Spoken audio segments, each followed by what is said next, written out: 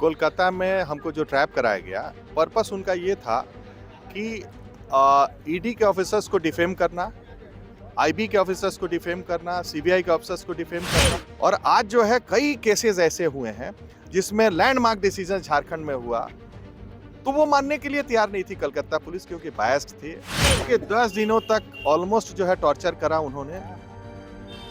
इस केस में commissioner level से लेकर के और नीचे तक सारे ऑफिसर्स ने हमको इंट्रोगेट किया।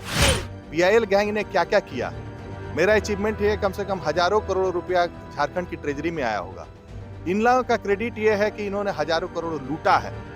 कोलकाता में विधायकों का कैश कांड के साथ झारखंड के चर्चित पीआईएल स्पेशलिस्ट राजीव कुमार का भी कैश कांड में नाम आया था।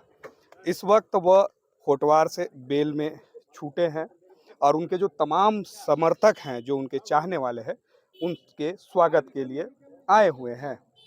क्या कुछ हुआ था उस दिन, हम इनसे जानने का प्रयास करेंगे। सर, क्या लगता है आपको, ट्रैप के जरिए फंसाया गया है? क्या कुछ हुआ था कलकत्ता में? देखिए, कोलकाता में हमको जो ट्रैप कराया गया, पर्पस उनका ये था कि ईडी के ऑफिसर्स को डिफेम करना, आईबी के ऑफिसर्स को डिफेम करना, सीबीआई के ऑफिसर्स को डिफेम करना और जुडिशरी के ऑनरेबल जजेस के हमारे मुंह से निकलवाना कि तुम जो है ना जुडिशरी के जजेस के साथ क्लियर है, तुम्हारा कोई नेक्सस है। हम बोले कि अरे ये हो ही नहीं सकता, हम लोग तो ऑनेस्टली लड़ते हैं। ऑनरेबल कोर्ट जो है गार्जियन है, वो हर पिटिशन फाइल होता है, उसको वो मेरिट और उसके इस पे देखती है। मेरिट नहीं होता है रिजेक्ट होता है, जो मेरिट होता है उसमें अलाउ होता है। उनका कहना है कि तुम पीआईएल क्यों करते हो? तो कोई बेल करता है, कोई पीआईएल करता है, कोई रीट करता है, वकील लोगों का कोई टैक्स का काम करता है, स्पेशलिस्ट होते हैं। हम भी अपना पीआईएल करते करते 25-30 सालों में हम यहाँ तक पहुंचे। और कई ऐसा केसेस है ऑनरेबल हाई कोर्ट के थ्रू जो हमने पीआईएल रेज किया है लोगों के वॉइस को। और आज जो है कई केसेस ऐसे हुए हैं जिसमें लैंडमार्क डिसीजन झारखंड में हुआ, तो वो मानने के लिए तैयार नहीं थी कलकत्ता पुलिस, क्योंकि बायस्ड थी। और अब मीडिया में सब चीज आ ही गया है कि क्यों बायस्ड थे, किनके इशारे पे वो काम हो रहा था। जो मेन कंप्लेनेंट है आज के दिन में इसी में है, जेल में है, उनके ऊपर क्या चार्जेस है और जो सत्य जो है वो सामने आ गया है। और हमको लगता है कि ये जो है ना धीरे धीरे अब लोगों के जहन में आ गया है कि क्या फैक्ट था। कलकत्ता पुलिस बस पूछताछ कर रही थी या उसके अलावा और भी कुछ देखिए, यातनाएं? 10 दिनों तक ऑलमोस्ट जो है टॉर्चर करा उन्होंने।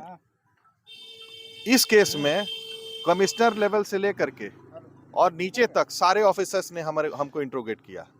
कमिश्नर जो है वहाँ का पुलिस कमिश्नर 3 दिन इंट्रोगेट किए, हमको 4-5 दिन जो है ज्वाइंट सीपी वहाँ के इंट्रोगेट किए। और आईपीएस ऑफिसर्स ही करते थे। हमको बोला गया कि तुम आईएएस आईपीएस को धमकाते हो।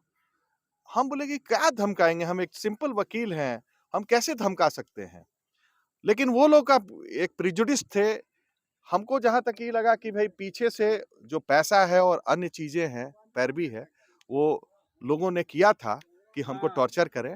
और आज जो है टॉर्चर करे, हमने सहा और आज निकल के आए हैं। ऑनरेबल हाई कोर्ट का ऑब्जर्वेशन आ ही गया है, आप लोगों ने देखा ही है। और बाकी डिटेल हम जो है प्रेस कॉन्फ्रेंस से करेंगे, जिसमें और कई चीजें हैं जिसको हम सामने लाएंगे। कौन लोग आपको फंसाना चाह रहे हैं या कौन चाहता है कि जनहित याचिकाएं नहीं हो?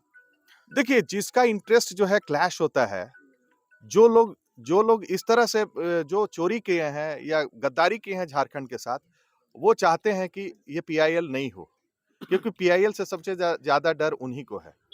अब ईडी जांच कर रही है, डेट्स पढ़ रहे हैं लोगों का, कई लोग आ गए हैं, कई लोग रास्ते में हैं।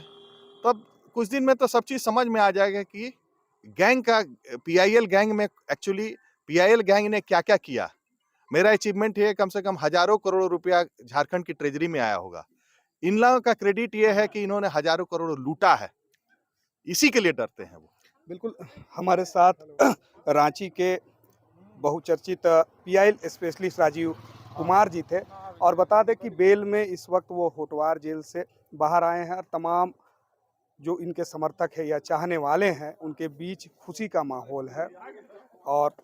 और भी आपको अपडेट्स देते रहेंगे। देखते रहे लोकल खबर।